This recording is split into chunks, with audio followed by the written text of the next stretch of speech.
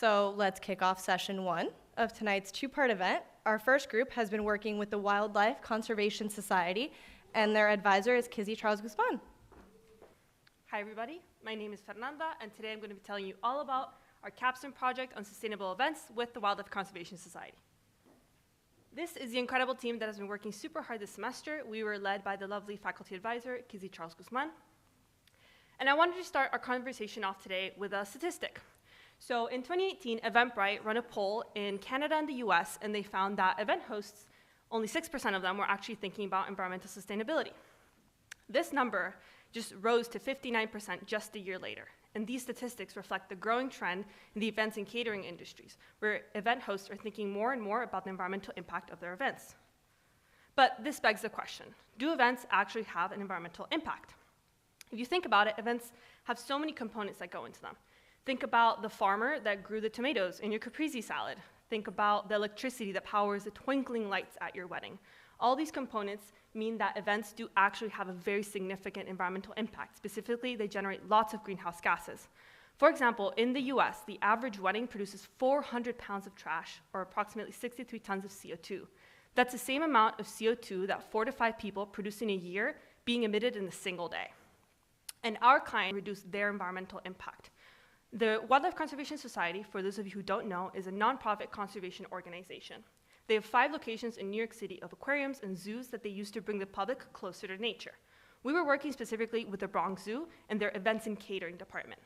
The events and catering department offers private events to private clients. They hosted 89 events in 2022. Most of them, as you can see, were corporate events, such as office outings, things like that. And the rest were social events, such as weddings and quinceañeras.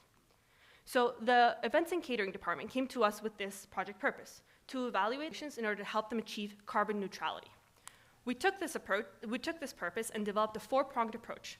First, we would review their current operations. Then we would research the events and catering industries. We would collect the industry's best sustainability practices. And finally, create an implementation plan for short and long-term goals.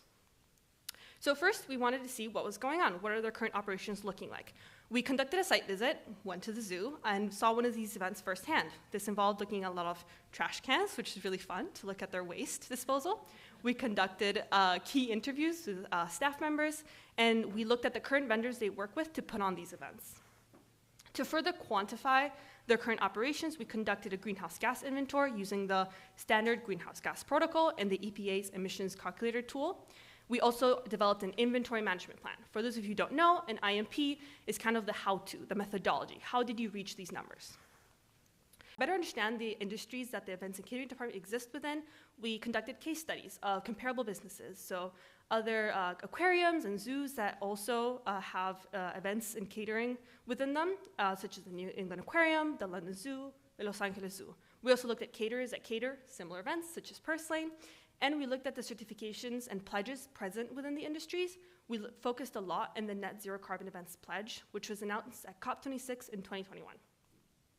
For the industry's best practices, our preliminary research helped us identify these key action areas you can see on the board. And then from here, we kind of delved in deeper into all of these action areas. And finally, for an implementation plan, we decided to set the short-term goal that they should reduce their greenhouse gas emissions as much as possible, and then in the long term, they should try to achieve net zero emissions. This is different from what they originally asked for, which is carbon neutrality. For those of you who don't know, as you can see, carbon neutrality is when the amount of carbon dioxide that you put into the atmosphere is the same amount that you remove from the atmosphere. Net zero is different because it includes all greenhouse gases, so it also includes methane, nitrous oxide, etc. And so we explained this to our client. They agreed that that was more ambitious and definitely the way to go, which we're really happy about. And of course, we used the Net Zero Carbon Events Pledge as a guideline to create this implementation plan. So now that I've explained a little bit about our project purpose and our 4-pronged approach, what did we actually find? Before I do tell you, I do want to explain a little bit about how greenhouse gas emissions are calculated. So you have activity data, such as the number of hours that the lights in your house are on. And you multiply that by an emission factor, such as for every 1 hour that your lights are on, you emit 10 tons of carbon dioxide. You get these emissions estimates and you put them into buckets, Scope 1, Scope 2, or Scope 3. Scope 1 is anything that an organization emits directly by burning fossil fuels, such as when you turn on a gas stove, you're burning gas, you're creating emissions. Scope 2 is emissions associated with any purchased electricity, And then scope 3 is everything else. The people in this room probably know that calculating scope 3 is super complicated. It has 15 categories. We decided to go for category 1, purchase goods and services, and category 5, waste. We thought that these were the most feasible and impactful. So looking at their actual emissions, we can see that in 2022, they emitted approximately 7,000 metric tons of carbon dioxide equivalent during these events. Most of this comes from scope 1, and this is because of animals and refrigerators. So the Bronx Zoo has lots of beautiful animals that need very specific environmental conditions. So what the Bronx Zoo does is produce most of the electricity on site by burning fossil fuels because they don't want to rely on the grid from the city because there's a blackout and the animals are in trouble. The events and catering department doesn't need to get their electricity from such a reliable source, but because they exist within the Bronx Zoo, they don't really get a choice. And the other side of this is refrigerants. Refrigerants are chemicals found in lots of appliances, such as refrigerators, and they emit greenhouse gases. And unfortunately, the events and catering department has a ton of these refrigerants in their appliances. If we zoom into scope 3, as you can see, most of their emissions came from category 1, purchase goods and services. We did have to make lots of assumptions to reach these calculations, though we did think that calculating nonetheless was very important in order to highlight to our client that they should be thinking about their upstream and downstream activities as well. For industry best practices, we created these beautiful cheat sheets. You probably can't read them, but I just wanted to show you how beautiful they are and explain how these action areas allowed us to delve deeper into the specific activities that everyone else is doing, thinking about what is impactful, what is feasible, what is cost-effective, and is widely adopted in these industries. For our implementation plan, we took these action areas and thought, what is actually applicable for our client, what they can actually do? We created these top 5 recommendation categories. Within each category, we have very specific steps they will undertake in the short and long term. I can't show you all of them because there's many, but this is kind of what it's looking like. Each of these categories also has a data collection recommendation. So any data that we collected to reach these recommendations or any data that they should collect, we told them exactly how to do it. Because if you don't measure it, you can't manage it. This is kind of what some of those steps underneath each recommendation category looks like. As you can see, for example, under category 2, to reduce scope 1 emissions, we told them they should be definitely converting to low emission refrigerants. We told them in more details in our report exactly what refrigerants to switch to and how, but this is just kind of what it looks like. With all these recommendation steps under each category, we did have to think about how do we prioritize? What should they do first? What is most important? This is where we looked at what is the greenhouse gas reduction impact for that step and how much effort is it going to take. So, for example, converting to low emission refrigerants, super expensive. It's going to be great for reducing their scope 1, but it's going to require a big effort. And finally, a lot of the steps underneath our 5 recommendation categories do require them to establish new partnerships and relationships with organizations. So for example, we're recommending that they start composting and work with an external composting company. So we created these beautiful cheat sheets that, once again, you can't read, but they're really pretty. And these cheat sheets describe these organizations that they should be working with so that when they decide this is the time to create this partnership, they know exactly who to talk to. So we are confident that our client will be able to use our report that you can see there in the middle to integrate these top recommendations effectively.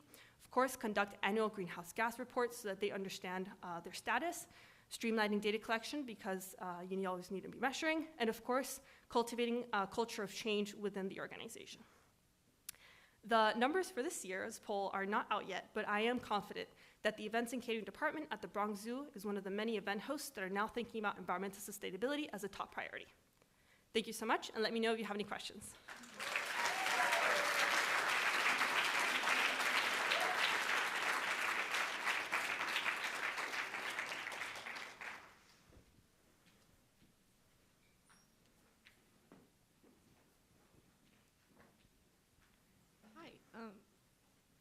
I don't know if this is on, but that was a really great presentation.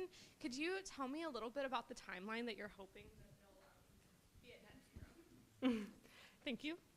Sure. So the timeline, okay, here.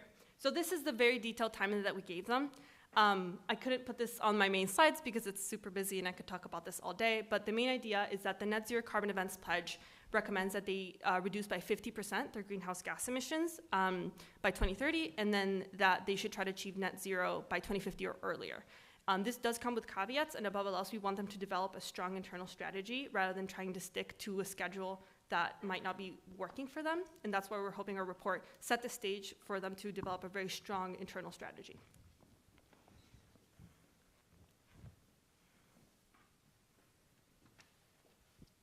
Hi. Great presentation.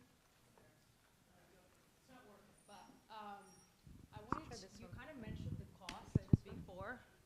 You mentioned the cost before, so I'm just curious, did they have a budget for this project, and did you do your program within the budget? And how much is it going to cost them to get to that strategy? Of course.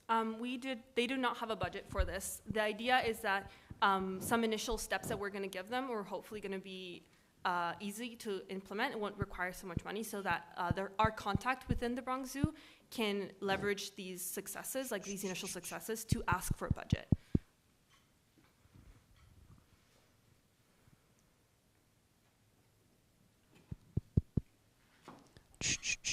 Great, thank you so much. Oh, sorry, never mind. So I know that New York City has its own emissions reductions goal. Do they get to feed into the city's overall emissions reductions goal? Can they get some kind of credits or some kind of grants or things like that to help them move this initiative forward? Did you explore that? Yeah, we definitely look into that. Pledges, as I said, within the industries, but we did look at the city as well. Unfortunately, because we are working with a department within a zoo, within an organization, it's very difficult for them to pledge or kind of agree to stick to a certain timeline because they're just a department within a zoo, within an organization. So what we're doing is, for example, with this, we're telling them to follow the Net Zero Carbon Events Pledge guidelines, but not to pledge publicly because, you know, they have to be thinking about how this aligns within the Bronx Zoo and the WCS. So with New York City, that would most likely be something that would have to be implemented at least zoo-wide, but I'm sure they're thinking about it because they have 5 locations in New York City.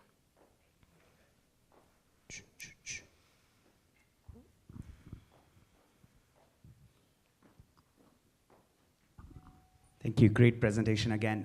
Did you, in your course of work, did you interact with New York City Mayor's Office for Food Policy, because they have a similar goal of reducing carbon emissions from food catering kind of events?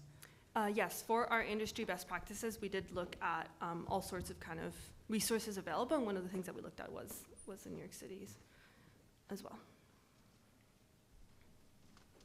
Thank you.